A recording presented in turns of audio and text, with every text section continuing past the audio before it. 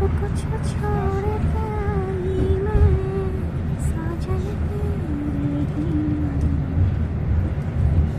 এই হচ্ছে বিলাফার্কা দিজিরার পথে যাওয়ার